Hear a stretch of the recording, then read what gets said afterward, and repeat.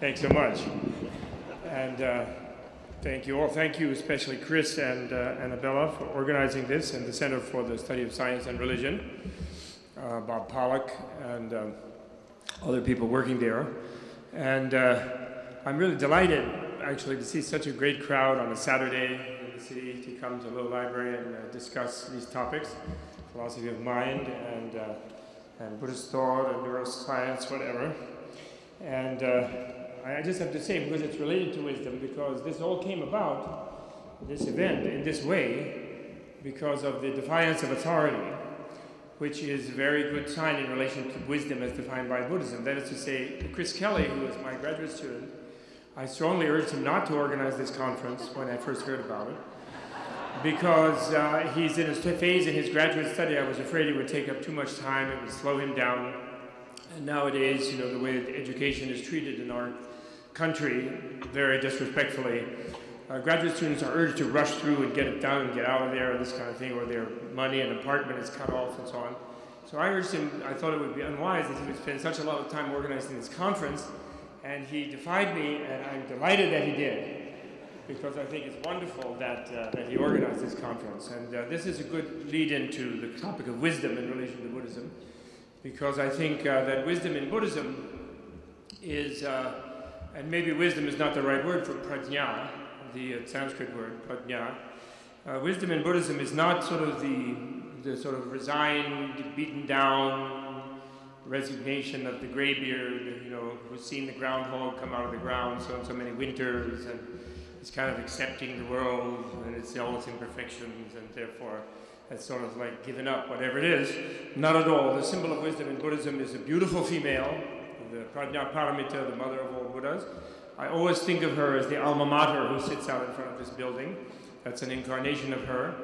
And Prajna Paramita, the mother of Buddhas, like Sophia, the Gnostic goddess of wisdom in the Middle East and Eastern Mediterranean. And the other symbol is Manjushri, the youth, who is an orange 16-year-old kid, looking kind of punk because he's orange-colored, carrying a sword and a book, like that, and challenging conventional wisdom, in fact, very much so. So I'm going to read a few of the paragraphs of my target essay. And wisdom all too often connotes either a Gnostic wisdom, type of contemplative mystic experience of the ultimate, transcendent of mundane details, or a worldly wisdom, secular resignation to not knowing but accepting of a troubled world, based on age and experience. The Greek philosophia, love of wisdom, is quite like the former, though more positive and perhaps more realistic in its quest of the true, the good, and the beautiful. In Indian Buddhism, Sophia emerges as Prajna Paramita, the divine knowledge of freedom, seen as the supreme feminine mother of all Buddhas. In Indic languages, prajna can mean something like a super-knowing of reality, both relative and ultimate. From the earliest times, Buddhist thinkers distinguished between relative, paratantra, or superficial, samvrti, reality, and absolute or ultimate, paramartha, or deep, gambhira, and profound, samvrta, reality. The former are realities which seem to be there on first glance, but when investigated, dissolve under analysis, though they may reappear when one retreats from analytic investigation. The latter are realities which truly exist, just as they appear, not dissolving under analysis, being actual. It turns out, of course, that the only reality that qualifies as the latter, that is, as ultimate, profound, and so forth, is voidness, shunyata, an absolute or exclusion negation, also referred to by all its many synonyms. One delightful corollary of this two-reality theory, often referred to as a two-truth theory, is that the two correspond to samsara and nirvana, the worlds of suffering and bliss, respectively, the former produced by misknowing and so being relatively unreal, and the latter discovered by superknowing, and so at least relatively more real. This may be why the Buddha had a dazzling smile. The superknowing of actual reality is the only way to achieve freedom. There was a question about liberation. To achieve freedom from suffering, according to the Buddhists, as its opposite, misknowing, ignorance or delusion, is the cause of the endless suffering of the egocentric life cycle. As the Indian Buddhist Shantideva said in the 9th chapter of his great masterpiece of the Buddhist teachings, a synthesis of the Buddha's teachings. He said, all of the Buddha's teaching is nothing but a preparation for the attainment of super-knowing wisdom, since it is only super-knowing wisdom that causes freedom from suffering. Renunciation, ethics, compassion, meditation, all these are important and necessary to complement the central path, but only super-knowing of reality leads to freedom. So this, I think, is really a very important thing, and why, well, okay, I'll just read. The Buddha became so famous and founded such a powerful movement because he discovered, or thought he did, of course it's very possible he was wrong, that the human mind was capable of super-knowing, i.e. overcoming misknowledge, misperception, and unrealistic beliefs, and rationally and experientially coming to know accurately the true nature of relative and ultimate realities. He saw this movement toward liberation and freedom, from misknowledge to knowledge to super-knowledge, as an educational adhisiksha process, that which he could open up for other human beings, at least human beings, eventually all beings, so they also could find out what was real and also escape suffering. The Buddha's Four Noble Truths were a challenge to humans to rise from their confusion and misery, not a religious credo or dogma or anything of the sort, but a diagnosis of the unenlightened human illness and a prescription for health. Key point I want to make there is that in saying, as I do it, this is one of my main gist points, because I have only half an hour. One of my main gist points is that Buddhism is more science than religion. I don't mean to say it's not religion, of course we can't say that. We study it here at Columbia in the religion department. They don't study it in the philosophy department, although they should, but our culture hasn't caught up to that yet. But they studied it, we studied in the religion department because that's how it's classified. But actually it's more science, and they naturally don't study it in the natural science departments unless they can catch a yogi and attach some mechanical objects to his brain or whatever. I think you're the likely candidate, Timbala. And so it's, it has to be acknowledged that it has a religious element, of course, but it is more science than religion. The reason being that the Buddha's main teaching is that when you know your reality, and corollary to that is that he judged human beings capable of knowing reality, understanding it fully, but only when you fully understand reality will you be free of suffering, which is the goal. In other words, the path to salvation is not belief in something, it's not the activity of a savior, it is your own understanding. That's the only way out of suffering. So, and if science, people say many things, it's a community of this and that, there's all kinds of different definitions of that too, whatever we mean by it, but basically, the idea that by understanding better reality, we can ameliorate life. We can ameliorate human life. I think that's the fundamental drive within science also, although I think science has a much less preposterous aim in that Western science, at least, is based on the idea that we cannot know reality fully. And you have the whole idea, like it's the whole Socratic idea of where he's supposed to be the wisest man in Greece, and then he goes around saying he doesn't know anything. And then the more you know, the more you study, the more you know you don't know type of idea. That's the accumulation of knowledge in science. And therefore, it's any scientist who said, like the Buddha did, Eureka, I'm translating, or wow, you could say, Buddha said under the tree, I have discovered a reality like an elixir, profound, calm, untroubled, luminous, and uncreated. Whomever I instruct in it, they will not understand. Better to stay alone in the forest without speaking. The last sentence is just being coy. He, of course, did come out and he spoke interminably. But the first sentence is the key. Upon attaining blind, he said he had discovered a reality like an elixir, the elixir of immortality. And then he gave it all those epithets.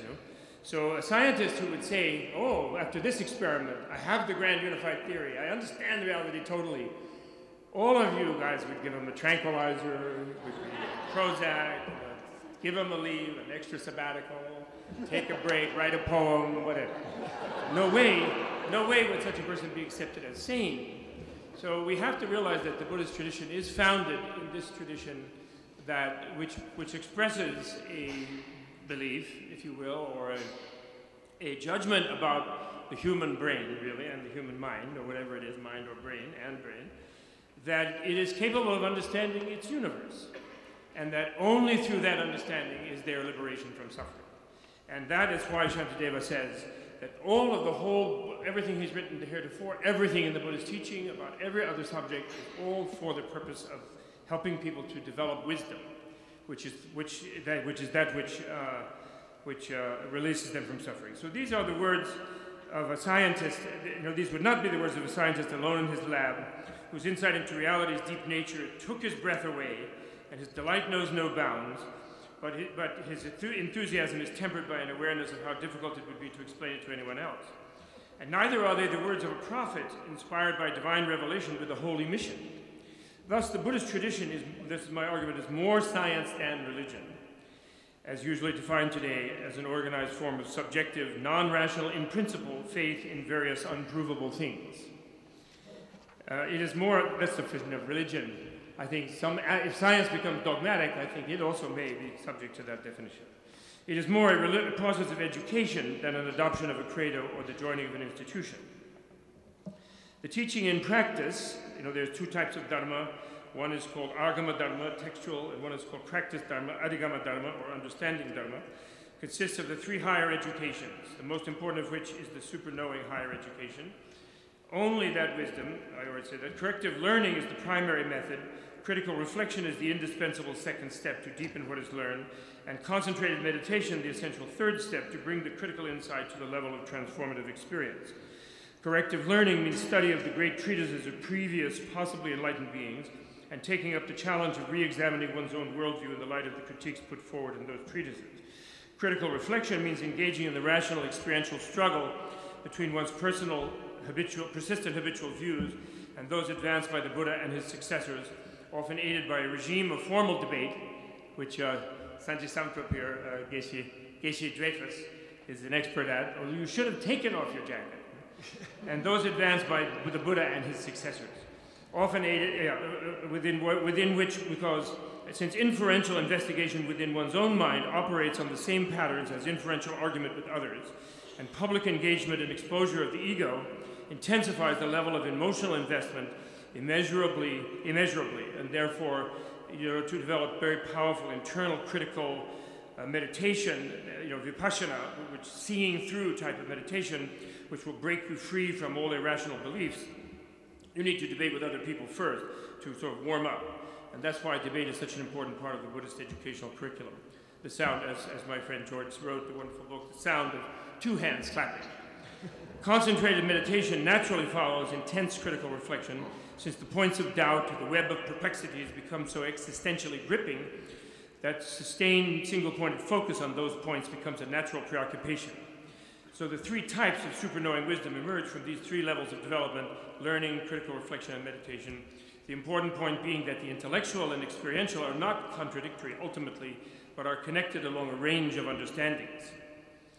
Then the Four Noble Truths experimental program.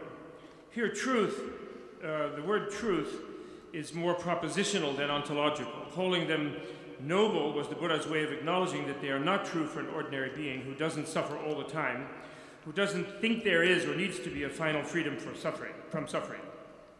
A noble here is not a person of higher social class, but rather someone of a higher cognitive class who has transcended egocentrism at most levels and so perceives things from others' points of views as equal to his or her own.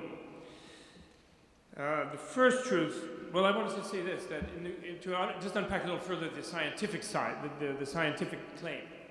There's another level at which Buddhism and science, if, Bob Van Gulik said very wonderfully, I thought, and rightly, about that the physicalism tempered by non-reductive in a historical way that he explained very helpfully is a hypothesis.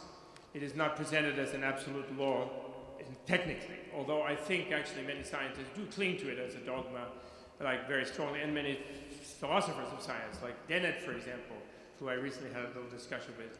I think these people feel it's really, it's an absolute necessity.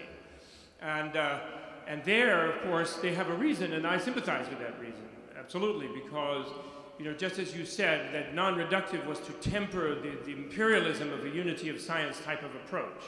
you know, coming from the 19th century. So physicalism is introduced to temper the imperialism of the church in Western history, because all of the scientists really did not really feature being burned at the stake. And once you have these invisible properties and things coming in, it's not only dark forces, it's also the force of authority, you know, controlling people's souls, so to speak, and feeling what's good for them, you know, is for your own good as they burn you at the stake, you know. I don't know why, but, you know, the anticipation of hell maybe gets you to heaven. I don't think so. They're just introducing you to hell a little earlier, I think. But the point is, that has a history too. But nowadays, maybe it could be released as a dogma, or released at least in order to stick true to the idea of science that everything is hypothetical. It should be released and criticized when encountered as a dogma, the dogma of materialism, as in a writer such as E.O. Wilson, someone like that. But the point is that Buddhism also is non-dogmatic because of shunyata.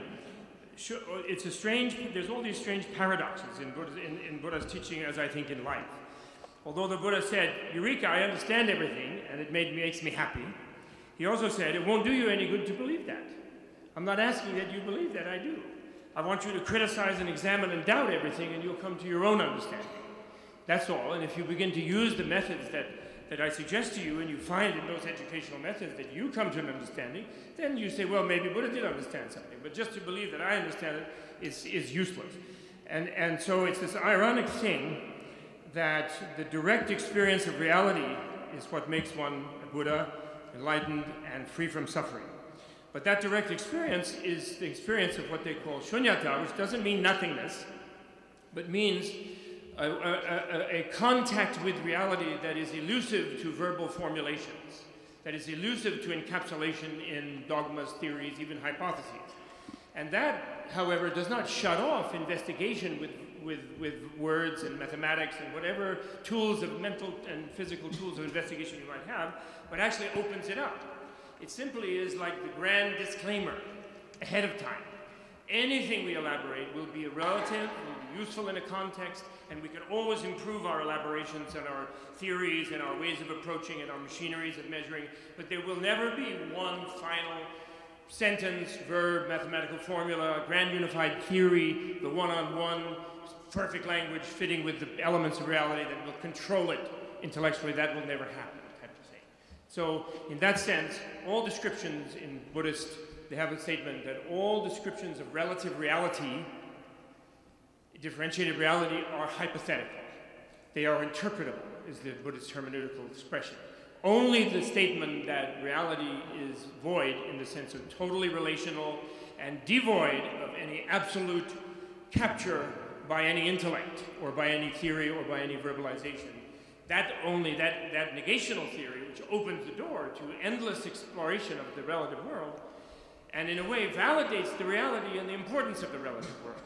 Voidness, far from making the relative worlds inconsequential, in a way it is a teaching of no escape, because you can't get into voidness, like you can't become nothing.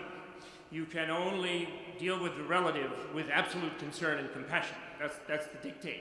And therefore, compassion dictates that you become a scientist and try to use reality, shift reality for human and benefit of all life. Because there's no other place to go.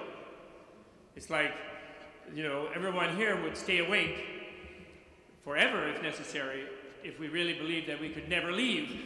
There's no going home, no escape. We have to work it out. Our dialogue has to finish in everyone understanding everything, or we never leave. So then no one would sleep. No one would leave. So the first truth of the four truths is the diagnostic observation that the ego-centered, ignorance-dominated life is inevitably frustrating and unsatisfying, hence suffering. Let us emphasize that this is not all life, but only that dominated by misknowledge or ignorance or wrong knowing. And how does that come to be the case leads to the second truth, which is truth for a noble, not for an ordinary person, not for a self-centered person. Second truth is the ideology, the causal analysis, how it happens. And how does suffering how is it caused by ignorance? As the misperception of reality, delusion, especially the delusion about the absoluteness of self or intrinsic essence in persons and things. And here, it's very simple. You know, actually, Dharmakirti you know, George's friend Dharmakirti had a great statement here he made, which I can't remember the Tibetan or the Sanskrit, but I only remember the Shiratsky. All successful human action is preceded by accurate knowledge. We all know that if we know which is east, west, north, south, we can get to wherever we're going. We have to have realistic, precise knowledge to do something effective in the world, practical. And if we don't know where we are, we will not get where we want to be. And therefore, if we don't know where we are cosmically, if we're deluded about what we are and what the world is, we're not going to have a happy life. And what is that delusion? It's really very simple, not mysterious. Everyone here in this room now knows that they are here. And that would be all right. Actually, that's not really delusion. You all are here. But everyone thinks that they're the main person here, secretly. You keep it quiet because you know that nobody else agrees with you. And you know, on top of that, they have the temerity to think that they're the main one here. And of course, you know that they're deluded. So there we all are, each one of us here, and everyone else disagrees, and also life and death disagree in the whole universe. And therefore, we constantly lose our struggle to sort of prove what we really feel, which is that we're the most important. We're the most real, which is based on the idea that we're the most real. You know, like the cogito is a form of that of Descartes. And everyone has this subliminal feeling. One thing I can't deny is that I'm really here. And that's what ignorance is. Precisely that. And so Buddhism agrees with science too, that we are all delusional. You know, what we think we're doing here, what we think we are here is a delusion. Right? There's a bunch of molecules and atoms, and actually, you guys can get into molecules too much, you biologists.